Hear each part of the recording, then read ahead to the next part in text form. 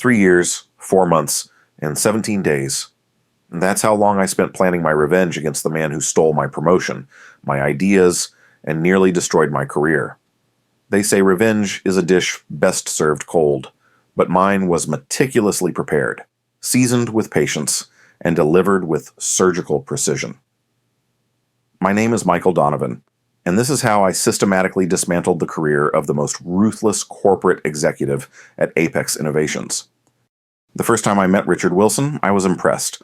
Charming, articulate, and seemingly brilliant. He swept into our technology department like a hurricane of fresh ideas.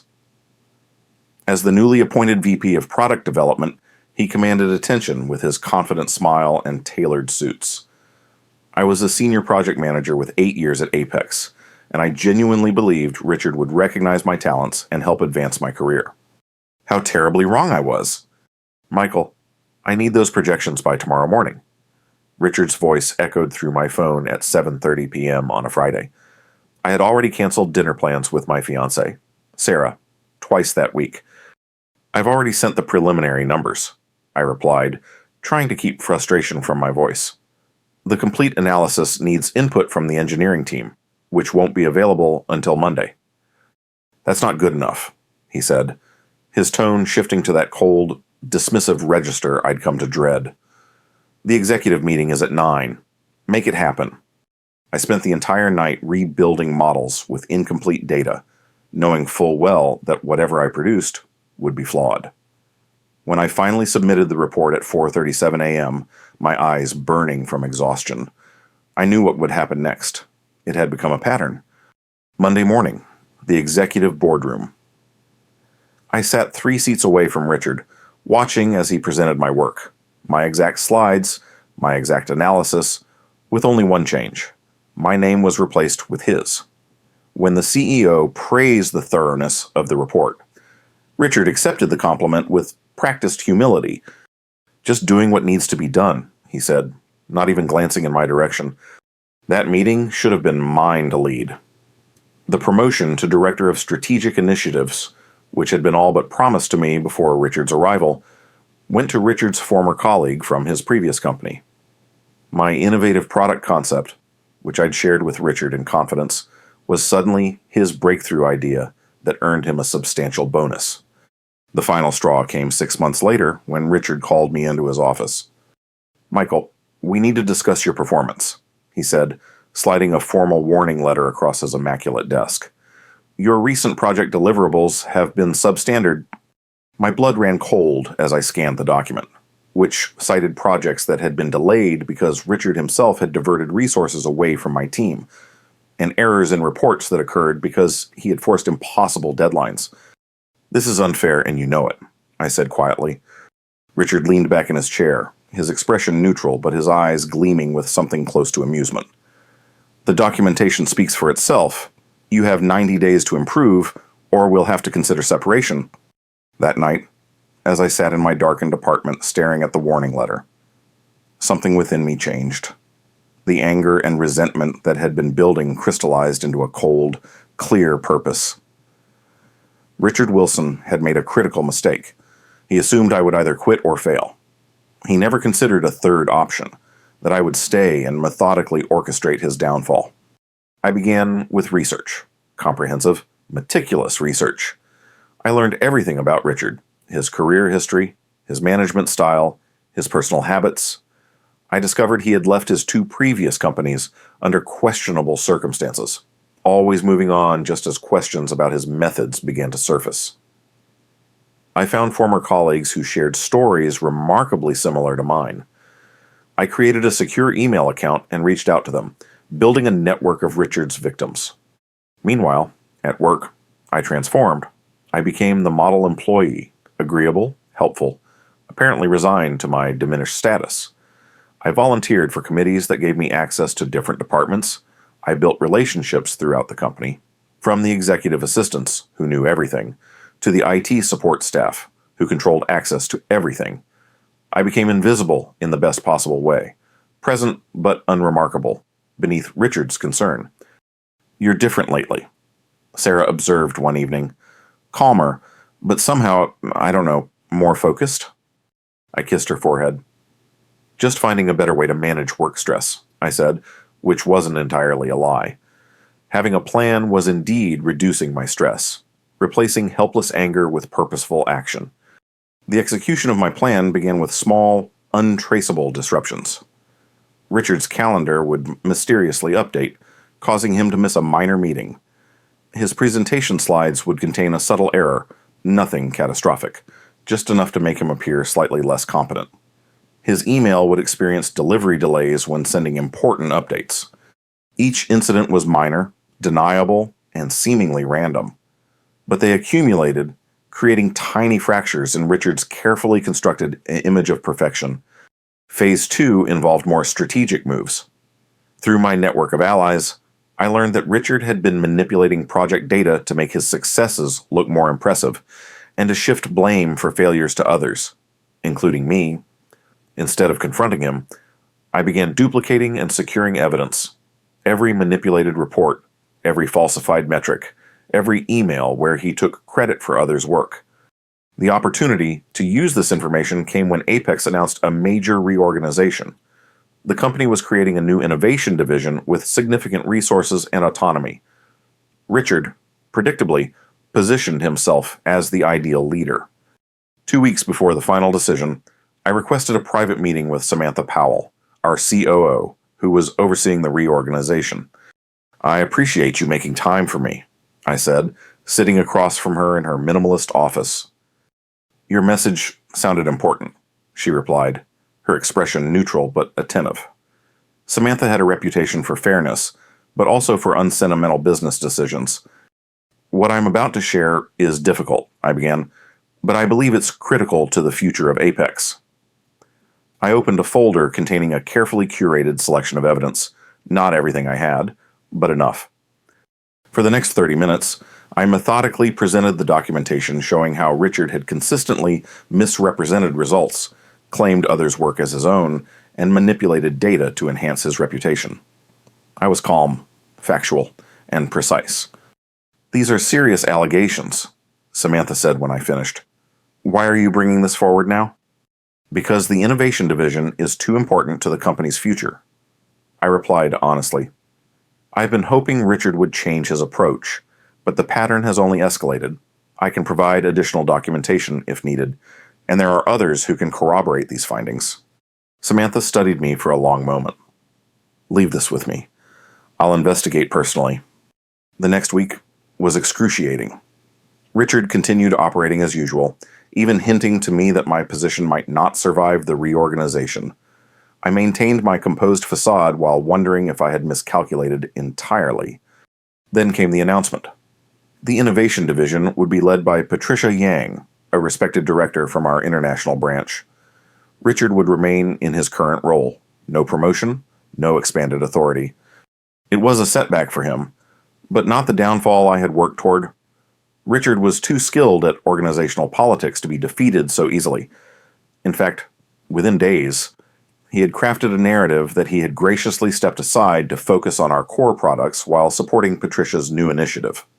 That evening, as I was preparing to leave, my phone buzzed with a meeting invitation from Samantha Powell for 7:30 a.m. the next morning. When I arrived at her office, she was reviewing documents on her tablet. "Close the door, Michael," she said without looking up. I sat across from her, maintaining a neutral expression despite my racing heart. "After our last conversation, I conducted a thorough review," she began, finally meeting my eyes. "What you showed me was concerning but incomplete, so I went deeper."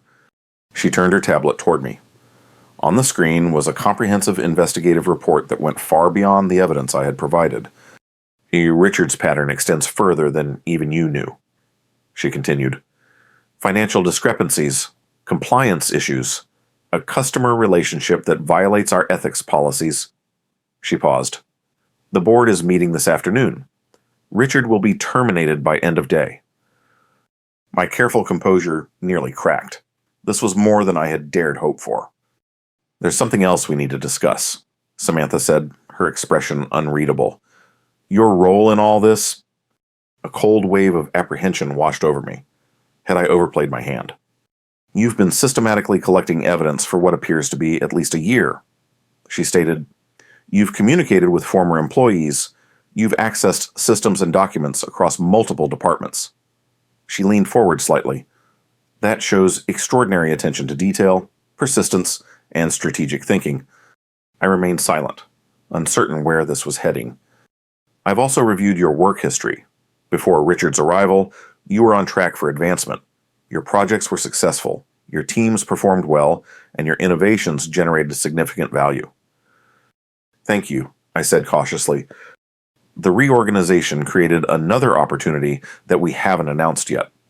Samantha continued, we need a new director of operational integrity, someone who can identify systemic problems and implement solutions before they damage the company. Someone with exactly your demonstrated skills. The irony wasn't lost on me. My campaign against Richard had inadvertently showcased precisely the abilities needed for this new role. Are you offering me the position? I asked, barely maintaining my professional demeanor. Conditionally, she replied. I need to know that your actions regarding Richard were motivated by organizational integrity, not personal vendetta. The distinction matters. It was a fair question that required an honest answer. It began as personal, I admitted. Richard's actions harmed my career and affected my team, but as I uncovered more, it became clear that the issues were systemic and affecting the entire company. My methods were unorthodox, but my concern for Apex is genuine. Samantha nodded slowly. That's the answer I was hoping for. Self-awareness matters in leadership. She stood, extending her hand. We'll announce the changes tomorrow. Congratulations, Director Donovan. By noon the next day, Richard was escorted from the building. The official statement cited inconsistencies in performance reporting and policy violations. I watched from my office as he walked to his car, his perfect posture finally showing signs of defeat. My phone buzzed with a text from Sarah. Just saw the company announcement. Director, we're celebrating tonight. I should have felt triumphant. I had achieved exactly what I'd worked toward for over 3 years. Richard was gone, his reputation damaged, his career at Apex finished. I had not only survived his attempts to destroy me, but emerged stronger, with the promotion and recognition I deserved. Yet as I stood in my new office, larger, with a view of the city, I felt strangely hollow. The consuming focus of my revenge plan had left a void now that it was accomplished. What would drive me now? The answer came when Patricia Yang, the new Innovation Division head, knocked on my door. Congratulations on the promotion, she said. I've reviewed the organizational structure, and operational integrity will be crucial to what we're building. I'd like your insights on how we prevent exactly the kind of issues that occurred with Richard. And just like that, I understood. The skills I had honed in my campaign against Richard, the meticulous attention to detail, the systematic collection and analysis of information, the strategic thinking, could be redirected toward building something valuable rather than tearing someone down. The sweet taste of revenge was satisfying, but the opportunity to transform Apex into a company where future Richards couldn't thrive, where innovation was properly attributed and integrity was rewarded, that was far more compelling. 6 months into my new role, the changes were already visible. We had implemented transparent project attribution systems, revised performance metrics to value collaboration rather than just results, and created channels for employees to safely report concerns. Richard, I later heard, had struggled to find equivalent employment. The circumstances of his departure from Apex had raised red flags, and his previous pattern of moving on before consequences caught up with him had finally broken. Last I heard, he was working at a much smaller company in a reduced capacity. I occasionally wondered if he realized who had engineered his downfall, or if he simply attributed it to bad luck or corporate politics. It didn't really matter. The lesson had been delivered either way. One evening, as Sarah and I were walking home from dinner, she asked, "Are you happy with how everything turned out? With the new position?" I considered the question carefully. "It's not just about the position," I replied.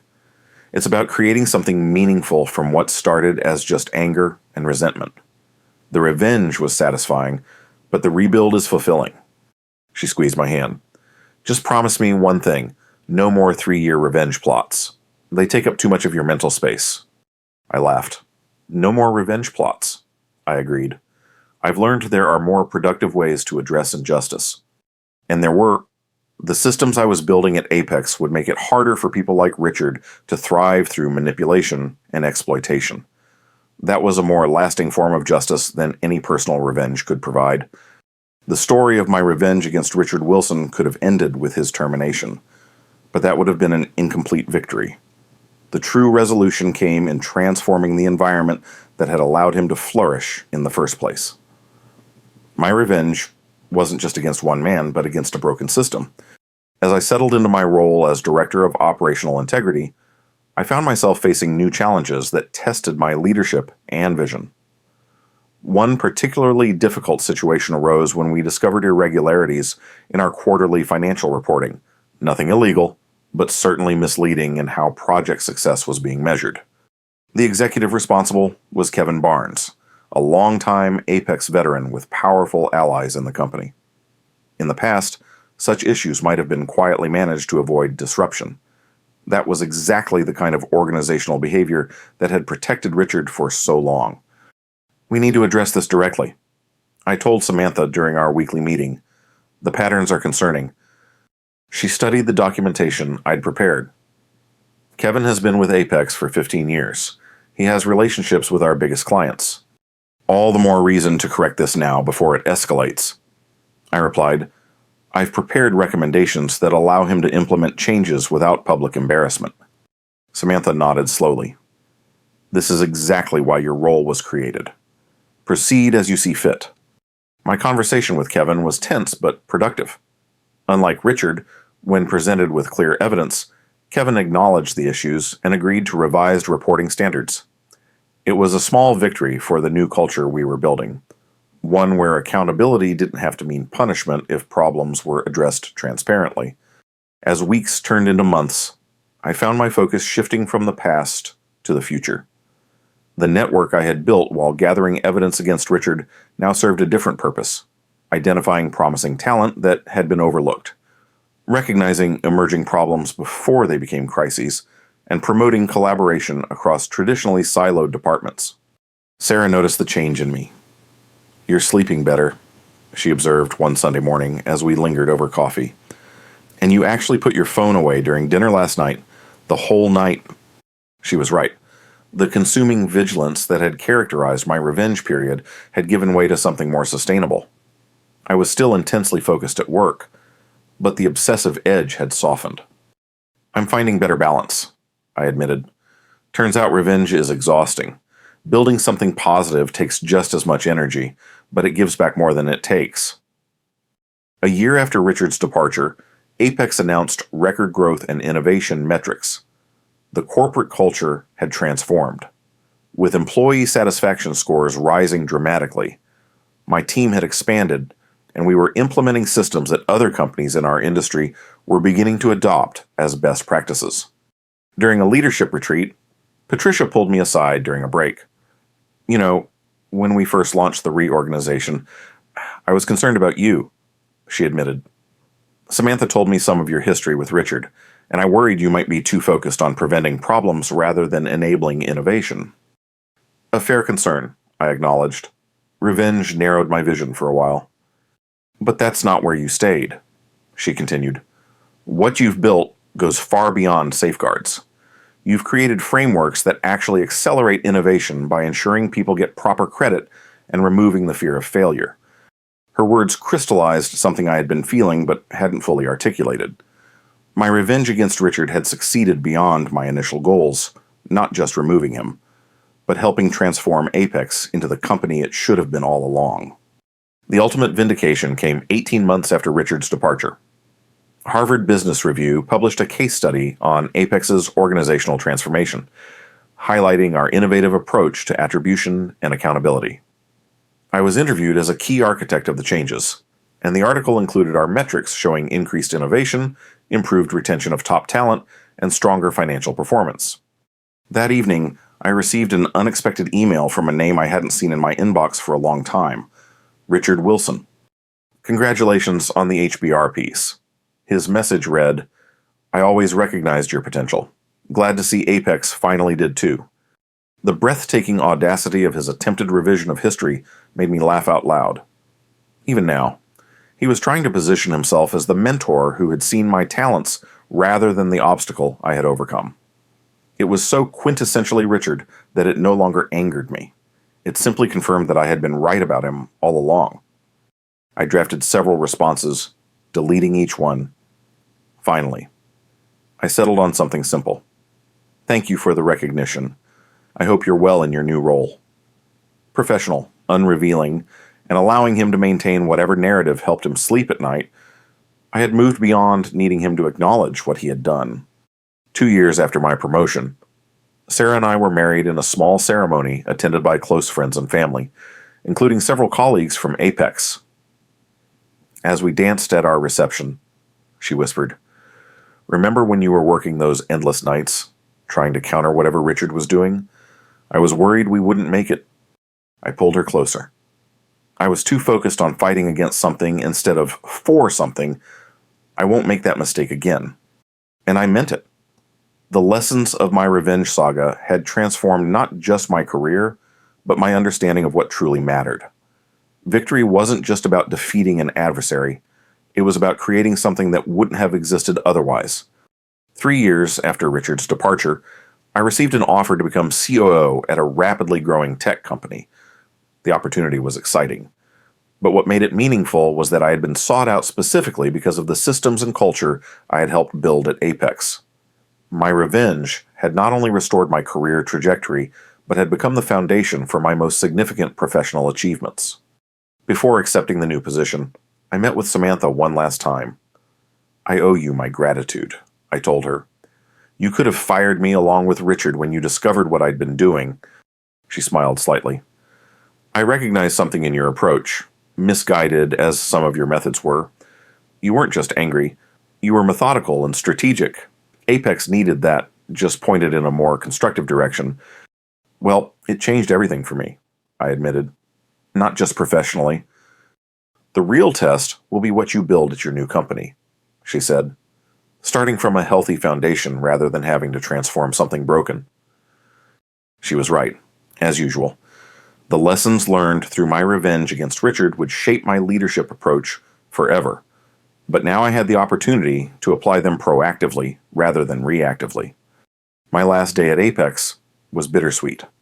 My team presented me with a plaque that read, "Integrity is the best revenge," a joke that only a few people truly understood the depth of. As I packed up my office, I found an old performance review from before Richard's time, which had identified me as having significant leadership potential. The journey from that assessment to my new C-suite position had been far more complicated and darker than anyone could have predicted. My revenge against Richard had consumed years of my life, tested my ethics, and ultimately transformed not just my career, but my character. As I left Apex for the last time, I reflected on what I would tell my younger self if I could go back to that night when I first decided to pursue revenge. Would I advise against it? Take a different approach? The damage Richard had done was real, and the systems that enabled him needed to be changed. Perhaps I would simply say, remember that revenge is not the end goal, but a step in a longer journey. Make sure that journey leads somewhere worth going. In my new role as COO, I established clear attribution systems and transparent performance metrics from day one. When I encountered an executive with concerning similarities to Richard, charismatic, taking credit for others' work, I addressed the behavior immediately and directly rather than allowing resentment to build. Sometimes at night, I still think about those 3 years, 4 months, and 17 days spent meticulously planning Richard's downfall. The intensity of that focus, the careful accumulation of evidence, the strategic positioning, it was a dark masterpiece of patience and calculation. But the true achievement wasn't Richard's fall. It was what rose from those ashes. A better company culture, a more authentic leadership approach, and a version of myself that had moved beyond the need for vengeance. The greatest revenge, I discovered, isn't witnessing your enemy's destruction. It's building something so meaningful that your enemy becomes irrelevant to your story. 5 years after my campaign against Richard began, I received word that he had left the industry entirely. According to mutual connections, he had never regained his former standing after leaving Apex. In some ways, my revenge had been more complete than I had ever imagined possible. Yet when I heard the news, I felt no triumph, no satisfaction, just a quiet acknowledgement that his chapter in my life had finally and completely closed. Richard Wilson, once the driving force behind my every decision, had become a footnote in my professional journey rather than its defining conflict. In the end, my revenge succeeded not because it destroyed Richard, but because it liberated me from his influence, from the constraints of corporate politics as usual, and from my own limiting beliefs about how to address injustice. The methodical, patient approach that had made my revenge effective became the foundation for building rather than destroying. When people ask me about the secret to my success, I never mention Richard or my campaign against him. Instead, I talk about integrity, attribution, and creating systems that bring out the best in people rather than rewarding those who exploit others.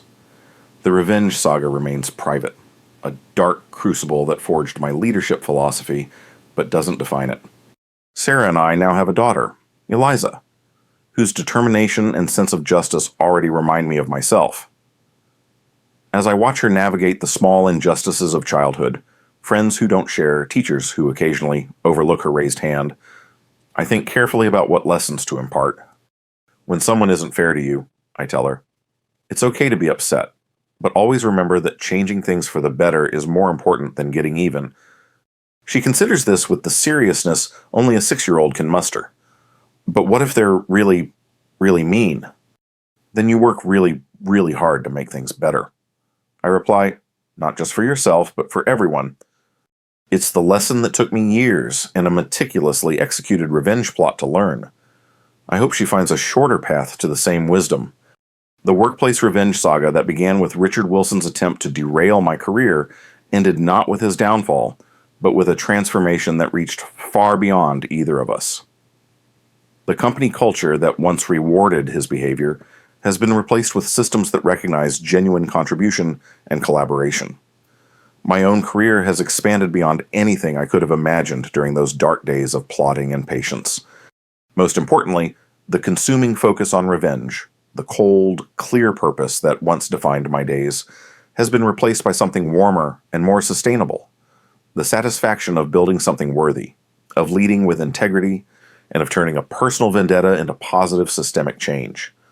3 years, 4 months, and 17 days of planning revenge yielded a lifetime of lessons in leadership, integrity, and the true meaning of justice. If that isn't the ultimate victory, I don't know what is.